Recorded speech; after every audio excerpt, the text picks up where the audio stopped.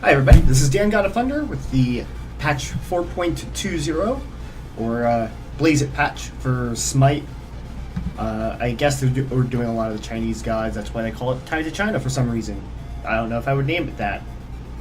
Anyway, new skins. Another really good Bacchus skin. He's now got like 5 or 6 really good ones. That's what happens when you're the token fat guy in the game. Pretty cool one for Habois. It's alright one for Ao Kuang. The other ones, the Smite World Championship digital packs, it's okay. Thor, Afro, Neath, and Kurnos, Let's see. Yeah, everything else is just kind of there. They are redoing some of the visual stuff. That's neither here nor there.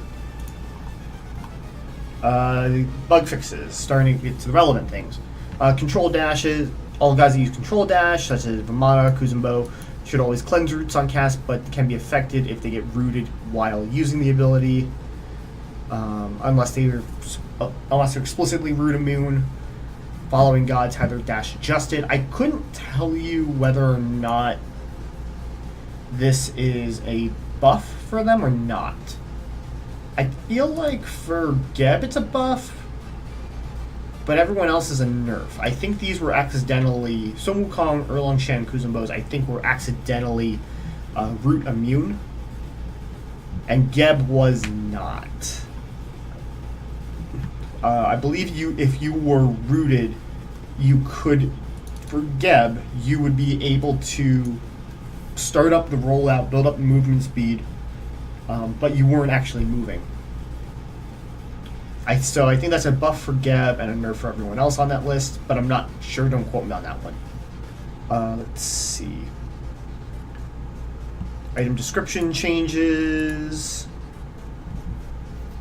Powwow pop up now where it should. Karna got a buff. Movement speed and attack speed are no longer tied together for cleanse purposes, which is good. And ditto for Vamana. So minor buff for Vamana, minor buff here for Karna. Soul Eater, new Soul Eater. Now this is a only way for physical characters to get lifesteal off of abilities. 2,400 gold, 30 power, 10% lifesteal, 10% cooldown reduction, and anytime anything dies near you, you start gaining stacks at 100 stacks, which isn't too much considering it's just anytime anything dies. So just by clearing the wave, you get 12 stacks. At 100, both sides clearing the wave, it's 12 stacks. It becomes 50 physical power, and you get 10% of physical ability lifesteal. Short version, ADCs don't care. This is not a good item in comparison to it. Compare this to Devourer's Gauntlet. This is 400 gold more expensive. You're losing 20 power, and you're trading out 14% ability, 14% physical attack lifesteal, so off your basics, to get 10% on abilities and 10% cooldown reduction. Considering it's more expensive, you're losing power, not worth it.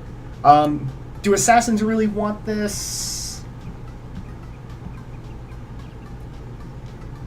It's an option. I think that the assassins who want this the most, Ratatosker doesn't really, because all of his abilities, he has healing already, so it can work, but he does have some healing already, and tank build really is kind of dominant Ratatosker build right now.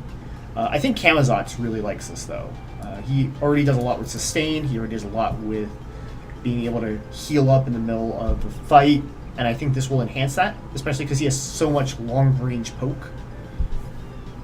I struggle to think of any other assassins who really want ability lifesteal, and because that's the real big calling card. Hydra's Lament is cheaper. Hydra's Lament gives you more, in essence.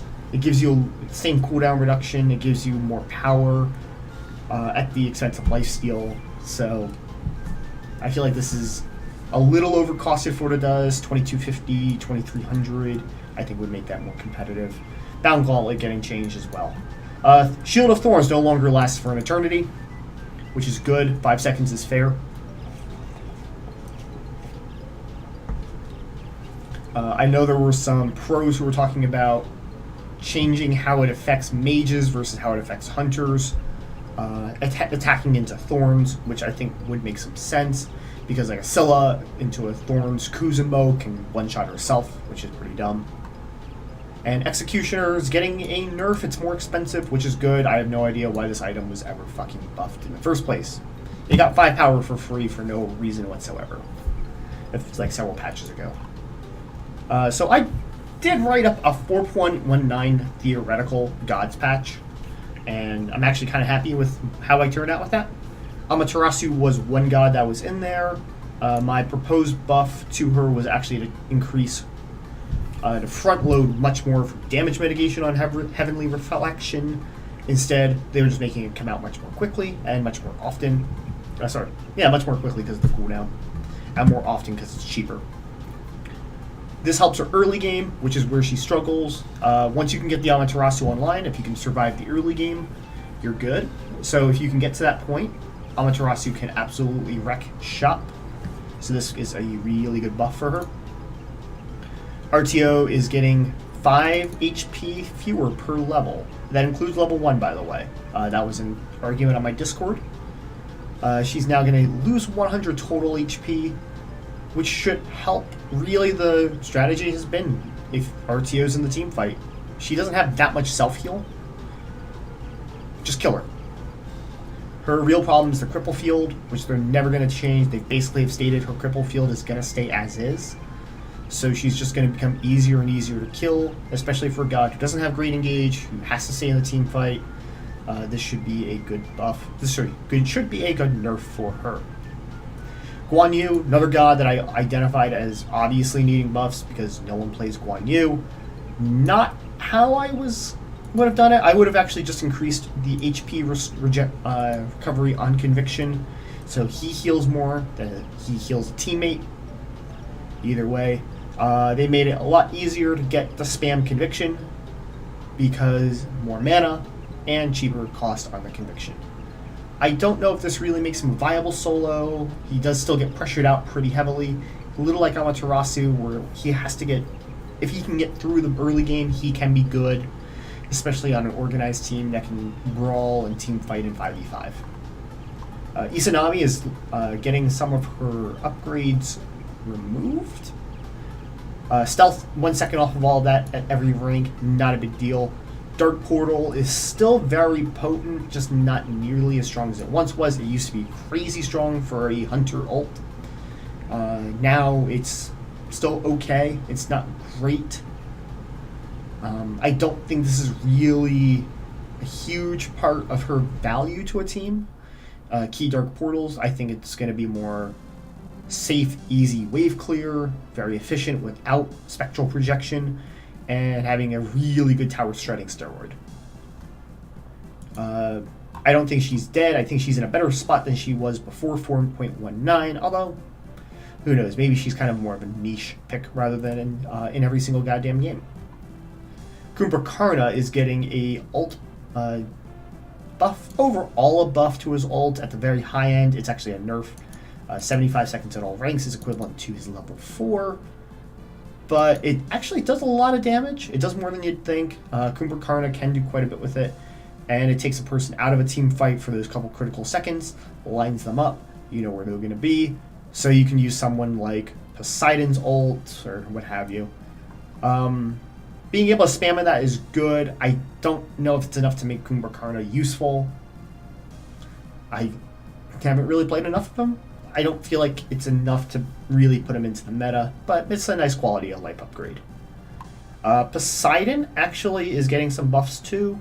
5% more movement speed at every rank with the Trident, which helps his rotational power. And Release the Kraken is getting a tiny buff. It's getting 5 more per rank after level 1. So a total of 20 when you're at level 20, extra damage at level 20. Not much. but it's easier to confirm some damage now. So the way this works for the handful of y'all who don't know, this used to do this much damage if you hit it in the big circle, the 170 to 270 plus 30%, and then it did an extra bit of damage, well, the bulk of it, if you hit in the center. So you had to get center fire Krakens in order to really get any value of Poseidon. They changed that, so now instead of it, like they said it was like 65, 35, 65, now it's 50-50. Believe it or not, Release the Kraken actually still lags behind in damage compared to a lot of other mage ults. Scylla and Kukulkan both hit for 800 plus 120% scaling. Compare this to, by the way, to all of these numbers, to 630 plus 90% scaling. Hubwa does 690 plus 115% scaling. On the same cooldown, Kukulkan is actually on a shorter cooldown than Kraken. Thoth actually does 640 plus 100%, so 10 more base damage, 10% more scaling. Ra does actually 70 more damage and 10% scaling, and he can fire it almost twice as fast as the Kraken. So that's all comparing it to center hits, never mind if you only get the outer ring. So I felt like the better idea would have been to keep the outer damage low and just make this portion here much stronger. Maybe an extra 40 damage plus 10% scaling. 40 to 60 damage, something like that. So that way this would be like 700 damage plus 100% scaling, so it's equivalent to Ra.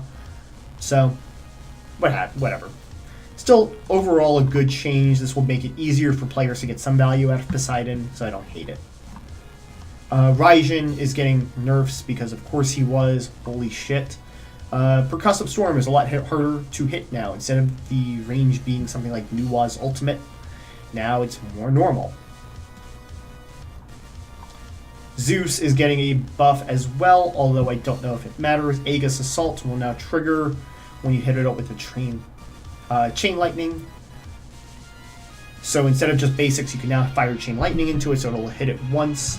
And Chain Lightning itself is doing 10% more damage. I feel like Zeus is level 1. Level 1 and 2 is where he's at his worst. So I don't know if this buff to Aegis Assault is really going to matter.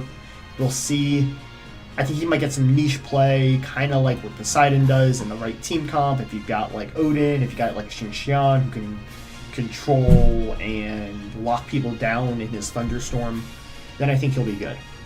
So anyway, that'll wrap it up for the patch notes. Hopefully that was fairly brief. About 10 minutes. Yeah, we'll take it. And thanks for watching. Hit the subscribe button if you haven't already.